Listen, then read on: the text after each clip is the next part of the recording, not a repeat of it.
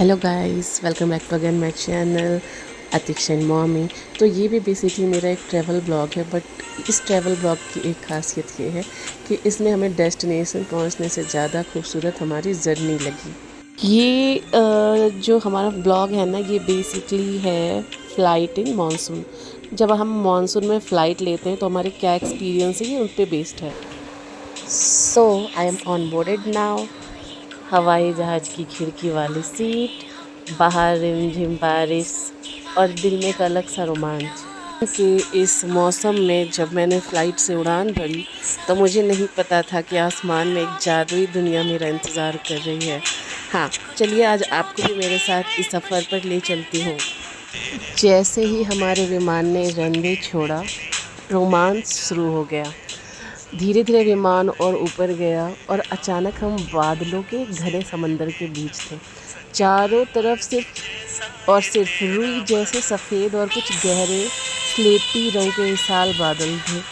ऐसा लग रहा था मानो हम किसी दूसरी दुनिया में ही आ गए हैं, जहाँ सिर्फ शांति और सुकून है।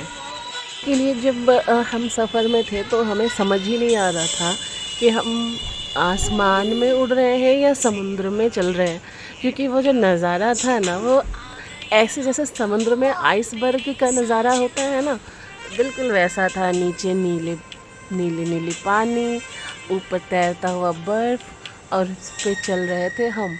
और ये बहुत ही ज़्यादा एक्साइटिंग था। मतलब कोई भी एक्साइटेड हो जाए इस नज़ारे को देख के। मतलब ऑलमोस्ट हमें ऐसा लग रहा था ना कि हम स्वर्ग ही पहुंच गए हैं, बट भगवान की कृपा से हम स्वर्ग देख के वापस आ गए, स्वर्ग पहुंचे नहीं। ऑनेस्टली कहूँ तो ये जो नज़ारे थे ना, ये बिल्कुल स्वर्ग से कम भी नहीं थे। तो मैं तो बोलूँगी कि अगर आप ऐसे फ़्लाइट्स लेते हैं तो एक बार मानसून में फ़्लाइट ज़रूर लें, ताकि आप भी बादलों की खूबसूरती को हमारी तरह विटनेस कर सकें और लकीली जो हमने नज़ारे देखे वो आप भी देख सकें। सबसे खूबसूरत पल वो था जब हमारा प्लेन बादलों के बिल्कुल ऊपर आ गया।